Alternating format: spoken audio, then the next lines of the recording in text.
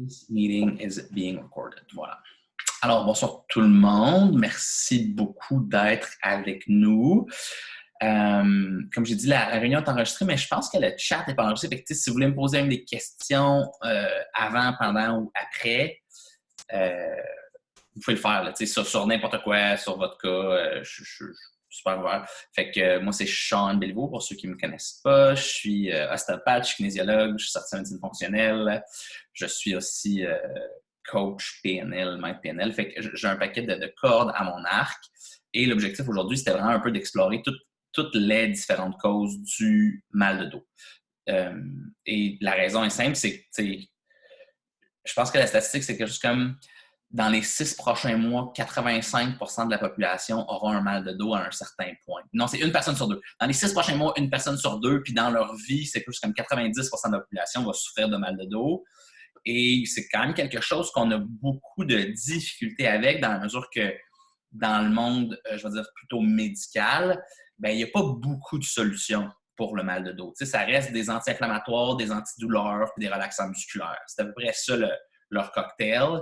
Si jamais il y a des sciatiques tellement graves qui causent comme une paralysie, là, ils vont faire une chirurgie. Mais sinon, ça revient pas mal à ça. C'est ça leur solution. C'est pas bon, pas mal. C'est juste, c'est ça qu'on voit.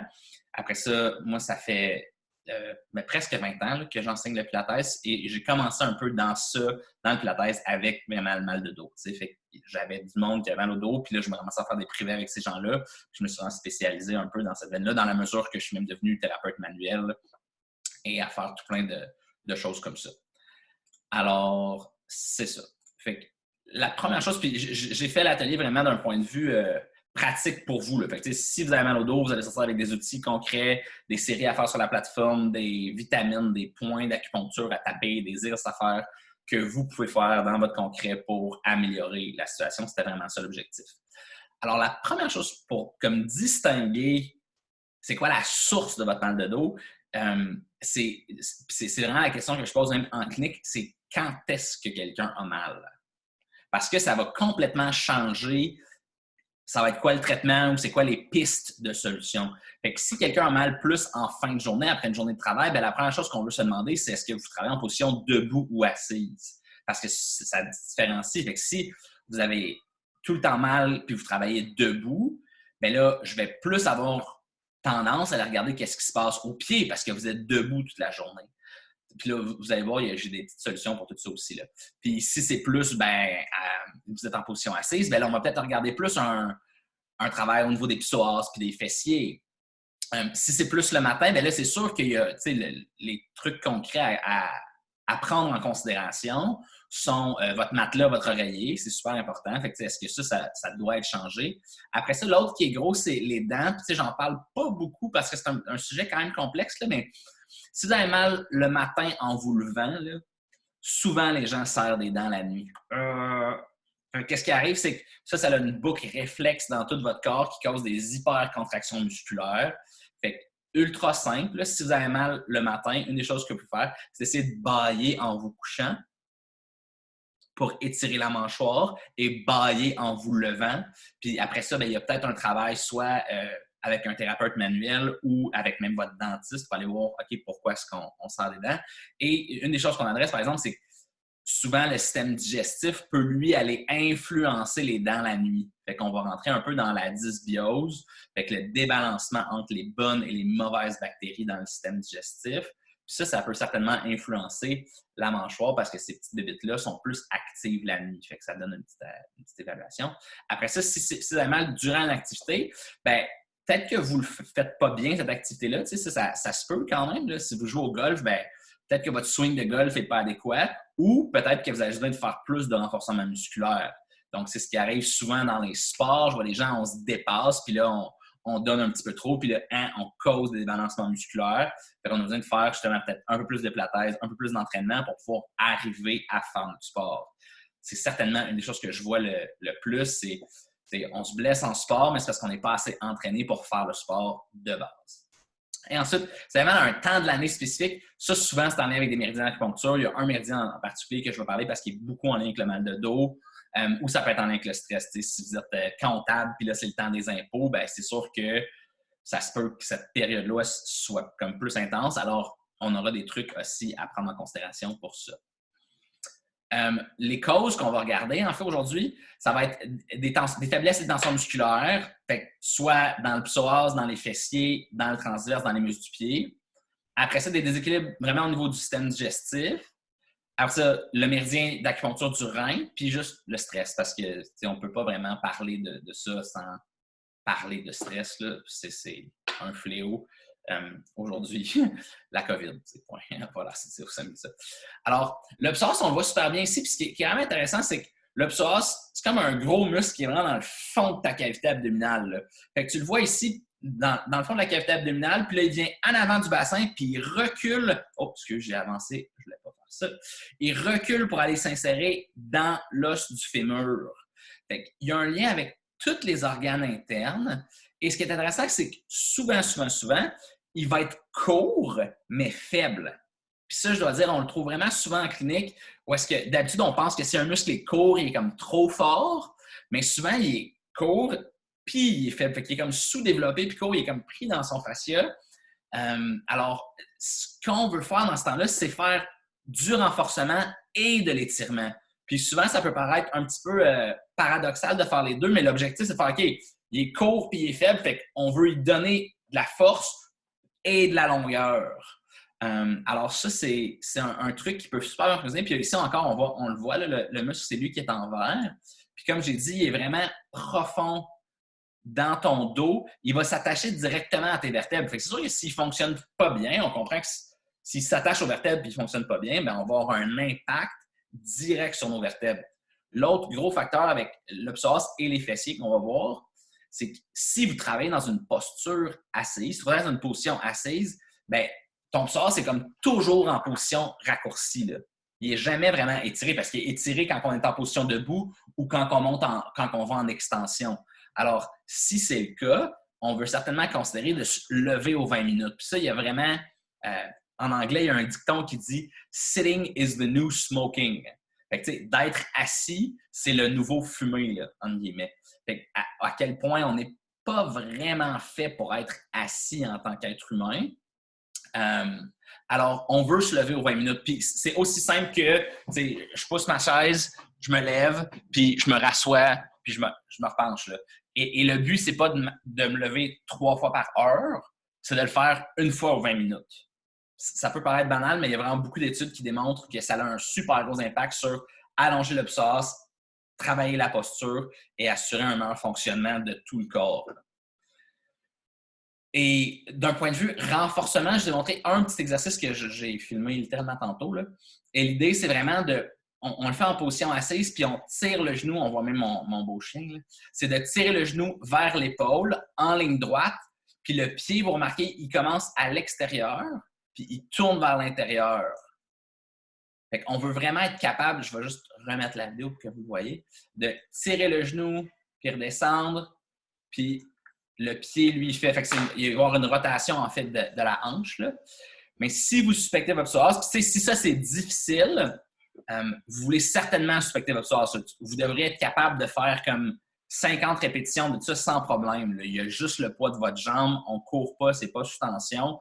Alors, on devrait être capable de faire un renforcement de psoas, même avec une charge, idéalement. Là, je ne vous le donne pas de charge, pas de poids, mais ça devrait être un exercice qui est facile et simple. Alors, si vous suspectez comme plus une atteinte de psoas, vous travaillez assis beaucoup, votre système digestif ne va pas super bien, ça peut être un exercice super adéquat pour aider ça. Ensuite, on veut le renforcer, mais comme je l'ai dit, on veut l'étirer aussi. Alors, d'un point de vue étirement, bien là, on regarde vraiment le classique de sur un genou puis sur l'autre pied. On bascule le bassin en dessous de nous comme un chien qui rentre sa queue en dessous de lui. Le pied en arrière s'en va vers l'extérieur, puis on se penche vers le côté de la jambe avant. C'est vraiment, ça va être votre meilleur étirement pour le psoas, pour aller étirer les fibres. Et souvent, des fois, on parle souvent de fascia sur la plateforme, là, de relâchement des fascias. Souvent, le fascia du psoas va devenir comme tourner sur lui-même. Alors, c'est vraiment la solution idéale pour permettre à tout ça de se détendre et d'allonger. Ça va être le renforcement et l'étirement. On peut réécouter Cette histoire encore, on bascule le bassin, on tourne le pied vers l'extérieur, on pousse vers l'avant, puis on va s'étirer du côté de la jambe avant. Alors, ça va vraiment être votre clé pour le psoas. Ensuite, les fessiers plats, ça, c'est vraiment... c'est drôle, là, mais les gens qui n'ont pas de fesses, là, vos fessiers sont faits pour avoir un volume. Là. Moi, j'ai des fesses de joueur de hockey, là, fait que ça compte comme pas, parce que je joue au hockey toute ma jeunesse, mais vous devriez avoir un volume à votre fesse. Puis si vous travaillez en posture assise, des fois, juste d'être assis, ça l'aplatit puis ça compacte le muscle. La solution encore va devenir... Puis, ça, vous pouvez le voir dans le miroir. Là. Fait que, si tu regardes dans le miroir et il n'y a pas de petite courbe pour le fessier, là, ben, il y a un problème. Fait que vous devriez voir une petite courbe. Et encore une fois, on se lève aux 20 minutes, puis après ça, ben, on veut faire du renforcement musculaire des fessiers. Tous les exercices de squat, de tourner, les rotations, les levées sur le côté, toutes vos séries de pilates où il y a des exercices fessiers vont vraiment être importants pour aller adresser cette problématique-là.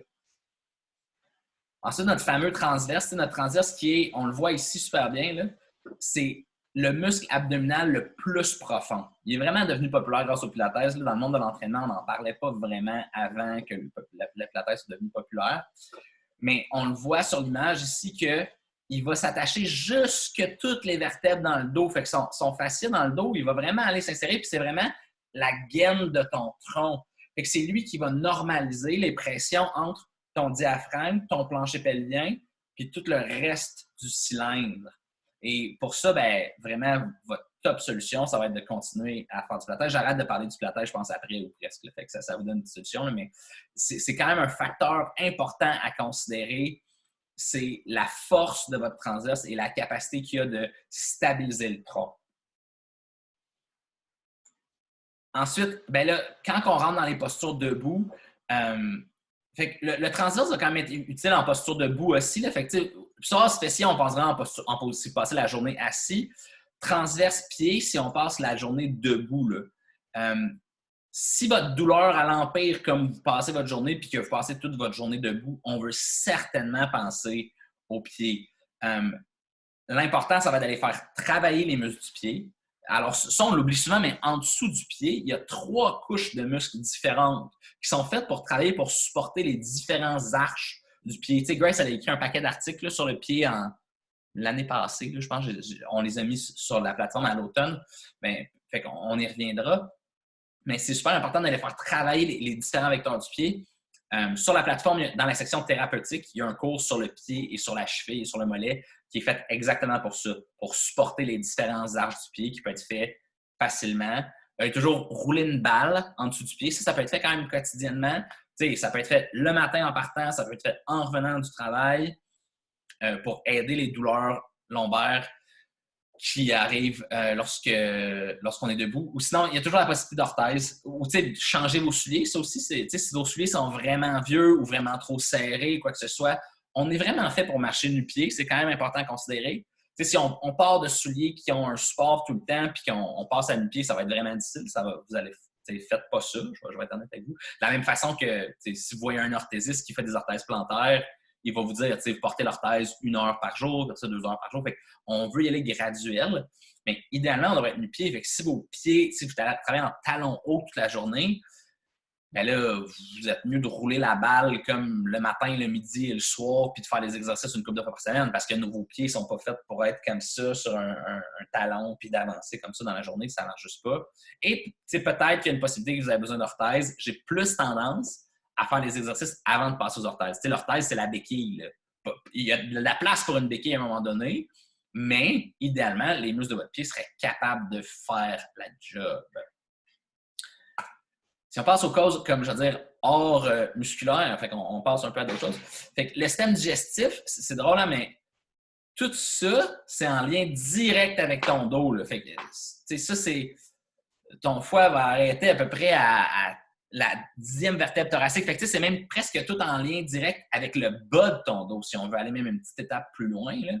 Alors, et tous ces organes-là ont des liens avec des vertèbres. Tous ces organes-là s'attachent sur des vertèbres. Alors, ils ont un lien vraiment direct avec la santé de votre dos.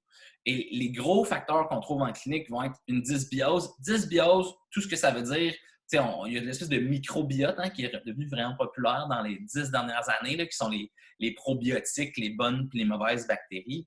Ben, 10 bioses, ça veut juste dire trop de mauvaises bactéries pour les bonnes. C'est une guerre. Hein. Dans ton petit tube digestif, il y a une guerre, littéralement, il y a les gentils et il y a les méchants, là, entre guillemets.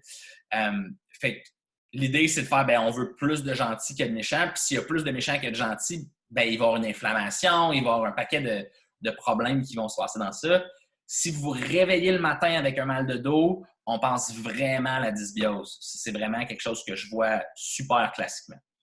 Après ça, la constipation, c'était drôle, j'ai vu quelqu'un normalement que littéralement, il y avait comme des symptômes d'hernie discale, mais si elle allait à la selle, c'était comme tout passait. Là. Fait que, votre côlon est littéralement attaché aux vertèbres. C'est pas figuratif, mon histoire. Là. Il y a des ligaments entre ton côlon et tes vertèbres, là, directement. Alors, on devrait aller à la selle 3 fois par jour. Je sais, quand je dis ça, tout le monde me regarde comme si j'étais un fou furieux. Là. Mais idéalement, c'est on mange 3 repas, on ressort 3 repas. Puis il y a un réflexe gastrocolique qui fait que quand on mange, on va à la selle. Le minimum que je suggère, c'est 1 fois par jour. Fait que, si vous allez à la selle 1 fois par jour, je vais dire que je rentre ça dans la catégorie de normal. OK? Et c'est important, prenez note, parce que souvent, ça va arriver, là, j'ai des fois des gens avec qui je travaille qui vont dire « Ah, ben, quand je vais à la selle, ben là, mes douleurs, justement, diminuent ou disparaissent. » Fait que si c'est le cas, ben, ça veut juste dire qu'il faut qu'on active un peu ce système-là. Et ensuite, ben, il y a un concept de ptose viscérale. Ptose, c'est un gros mot scientifique pour tomber. Là. Fait que des fois, les viscères juste arrêtent d'être bien tenus dans notre corps, puis elles tombent. OK? Puis vous allez voir, ça a une posture très typique. Et puis, il y a des exercices très, très directs qu'on peut faire pour ça. La dysbiose, la clé, l'actif physique va aider. C'est drôle ça, mais de plus en plus, en fait, il y a des études scientifiques qui vont sortir qui disent que quand on fait du sport, on améliore même notre flore digestive. Fait que, même notre microbiote va changer dépendamment de l'actif physique qu'on fait. Après ça, une alimentation saine va faire une grosse différence. Mais si c'est une dysbiose sévère, j'utilise beaucoup l'huile d'origan. Okay? L'huile d'origan, c'est un super comme tueur de méchants et renforceur de gentils. C'est vraiment ça, sa job. Là, il est super bon. Sinon, vous pouvez essayer différents probiotiques. Les probiotiques, il y a comme une panoplie de différents probiotiques qui existent. Vous pouvez essayer de voir si ça fait quelque chose, si ça vous aide. Ça peut vraiment faire une grosse différence si vous avez des douleurs lombaires. Puis surtout si, je rentre dans ces sujets-là, si vous faites du pilates, si vous faites les exercices, vous savez que vous les faites comme il faut, mais là, peut-être qu'on a besoin de venir chercher un support un peu plus élevé. Là. Ensuite, la constipation, c'est quand même un fléau, là, puis je vais dire surtout chez les femmes. Hein, je vois plus de femmes constipées que d'hommes, juste en général. L'actif physique aide, encore, c'est un gros. L'hydratation, je ne l'ai pas écrit ici, mais assurez-vous de boire au moins votre 2 litres d'eau. OK? Super gros. Manger assez de fibres, fait que manger assez de légumes, que je n'ai pas écrit ici non plus. L'autre, c'est de vous assurer d'avoir une position adéquate.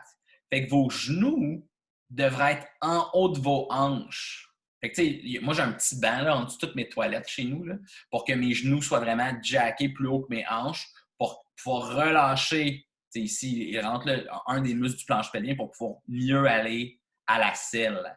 Fait que ça vous donne une solution simple. Si vous cherchez Squatty Potty, là, vous pouvez le trouver assez facilement. Là.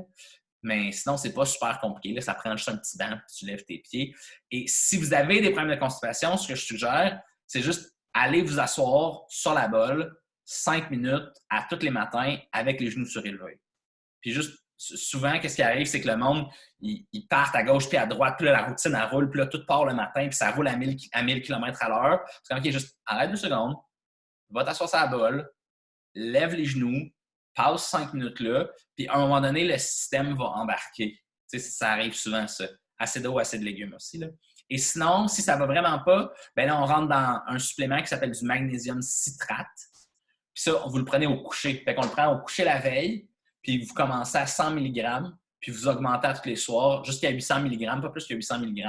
Puis la dose qui vous fait aller à la selle le lendemain, ben vous pouvez reculer d'un ou vous trouvez comme votre dose qui fait que le lendemain matin, vous allez à la selle et que vous vous sentez vidé. Mais ça va faire une grosse différence sur la santé au niveau lombaire, là, certainement. Et l'autre, c'est la ptose viscérale. Fait que la ptose viscérale, c'est vraiment ça. Fait que, on voit le petit pot en dessous du nombril. C'est vraiment l'espèce de classique. C'est le ventre est plat, fait que c'est pas un surpoids, mais on voit qu'en dessous du nombril, il y a comme un petit pot là, en bon québécois. Et ça, c'est vraiment, ça signifie que les organes, ils n'ont pas le support vers le haut qu'ils ont besoin, puis ils sont en train de tomber. Fait que l'autre, c'est l'aptose de la vessie, mettons. Là, c'est la vessie qui est tombée, puis là, qui vont aller aider avec. Sinon, vous pouvez faire l'exercice de plancher pelvien. Alors, tous vos organes peuvent toser, entre guillemets, là, peuvent tomber. Et alors, pour ça, la meilleure chose, ça va être les exercices de pression négative qu'il y a dans la section thérapeutique. Okay? Ça, c'est j'expire au complet, je bloque mon souffle, puis je tire, là, fait que je lève toute ma cage thoracique, puis je rentre mon ventre. Puis ça va vraiment aider à relever tous les organes. Ça va être fait sur une base quotidienne à plusieurs répétitions. Mais il y a une vidéo de 3 à 4 minutes là, qui explique exactement c'est quoi l'exercice pour la ptose viscérale. Mais ça, c'est un gros facteur aussi. Tu sais, veux pas, avec l'âge, ben, ces ligaments-là, ils se font tous étirer. Fait que c'est sûr qu'ils ont besoin potentiellement d'un peu plus de renforcement.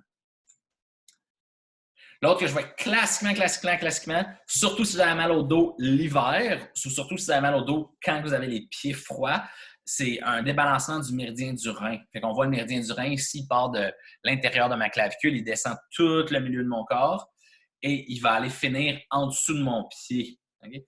Et fait que souvent, j'ai des gens avec qui je travaille, si on froid aux pieds, ils vont avoir mal au dos.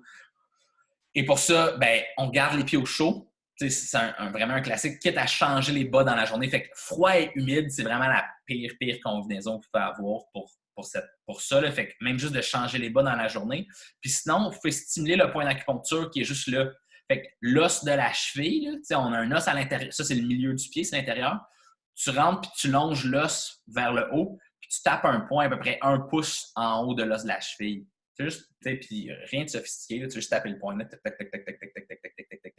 du côté où tu as mal ou des deux côtés. Ça va aider ça, le méridien du rein à mieux fonctionner. Ça peut faire une super grosse différence sur le mal de dos en lien avec cette problématique-là. C'est bon? Il n'y a pas personne qui a des questions, c'est une bonne affaire. Ça, vous avez tout. Ça, je suis vraiment clair ou vraiment pas. Un ou l'autre. Et mon dernier, mais non le moindre, c'est clairement le stress. Merci Marlène pour ton thumbs up, j'aime ça. C'est clairement le stress. Et ça, tu sais, c'est drôle parce que c'est pas de dire que la douleur n'existe pas. T'sais, longtemps, on a compris ça. Une douleur psychosomatique, ça veut dire que c'est tout dans ta tête, mais les gens ont vraiment mal pareil. Puis c'est pas à sous-estimer. Le stress va affecter littéralement tous les systèmes dans votre corps. Il va affecter la stabilité de vos ligaments. L'hormone qui devient épuisée dans le stress s'appelle le cortisol. Fait que ça, c'est un exemple super facile. Là. Fait que l'hormone qui est épuisée dans le stress s'appelle le cortisol. Mais tu sais, quand vous avez une inflammation, là, le médecin, ce qu'il injecte, c'est de la cortisone parce que c'est un anti-inflammatoire. Mais le cortisol, c'est ton anti-inflammatoire naturel que tu produis littéralement dans ton corps. Fait que si tu es trop stressé et ton corps n'est plus capable d'en produire, ben, il va y avoir de l'inflammation un petit peu partout dans ton corps. Là. Fait que c'est à évaluer si vous êtes en période de stress. Et je vais être bien honnête, là, depuis 2 ans avec la COVID, j'ai comme 100% de mes patients qui sont trop stressés. T'sais, ça a été vraiment... Puis stressé, c'est drôle parce que ça peut être elle là, qui a comme trop de choses à faire, tout ça, mais le manque d'interaction sociale a été vraiment difficile sur beaucoup de gens. On réalise certainement dans cette année covidienne que l'interaction sociale fait partie de nos besoins de base comme être humain. Et ça, je le crois vraiment d'un point de vue fondamental. Donc, ne pas sous-estimer le stress. Un truc super simple, puis c'est drôle, c'est ce qu'on implante chez nous, c'est qu'on a arrêté de lire les journaux puis on a arrêté d'écouter les nouvelles. C'est comme on a juste décidé que ça valait plus la peine. Il n'y avait rien qu'on allait apprendre qui valait vraiment la peine puis qu'on le saurait de toute façon après. Souvent, ces douleurs qui, je vais dire, qui sont pas expliquées ou explicables. On comprend pas trop d'où ils viennent. Les médecins... Puis rien contre les médecins, là, mais ils vont dire, on le sait pas, la résonance magnétique est correcte, le scan est correct, la radiographie est correcte, on n'a aucune idée pourquoi vous avez mal au dos, même si c'est complètement incapacitant.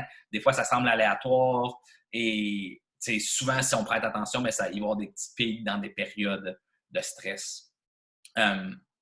Et c'est drôle, pour moi, l'actif physique devient vraiment mon outil numéro 1, la méditation devient mon outil numéro 2. je me suis encore, quand ma femme était enceinte avec notre fille, il y avait des problèmes avec la grossesse, puis ma femme, elle a été alitée. Fait que, il y avait comme une peur qu'elle perde le bébé, elle était alitée, elle bougeait pas, gérait la famille, gérait la business, tout ça. Et c'est vraiment l'activité physique qui m'a permis de juste pas péter aux frites, là, t'sais.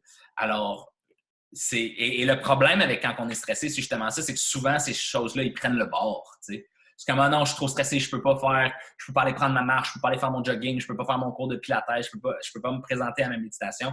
Et pourtant, c'est là où on en a encore plus besoin.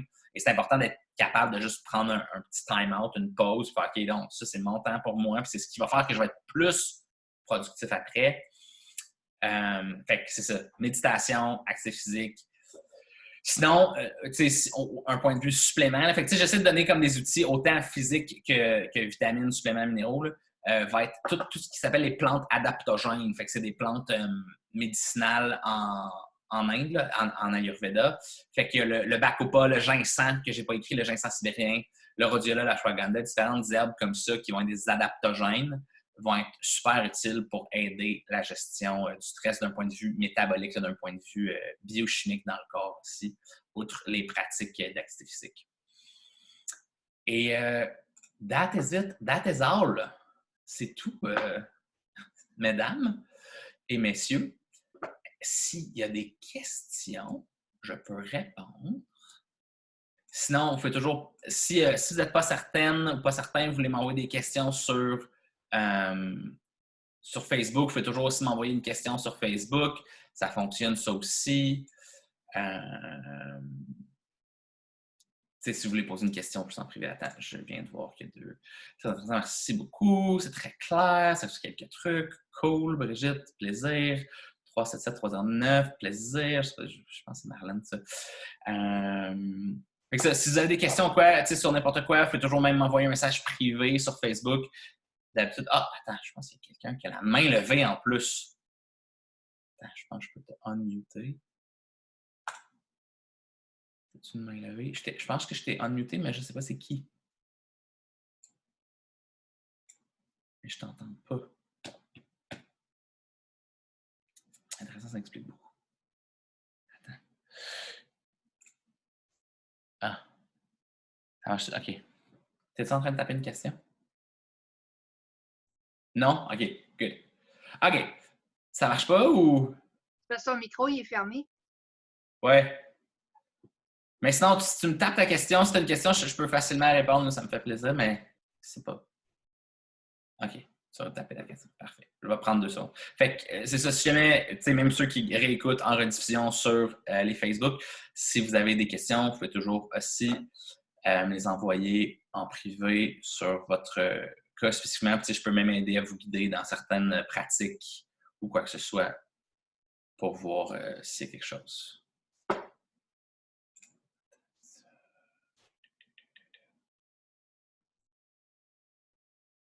Je vais arrêter ça. Voilà. Thanks. Oh, OK, attends. Je t'entends pas plus. Tu es sur 2 images, Viola, mais je t'entends pas plus.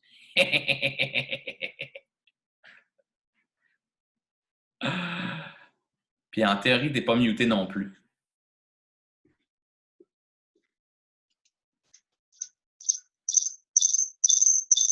Là, j'entends quelque chose. Mais j'ai l'impression que c'est un reverb dans ton micro.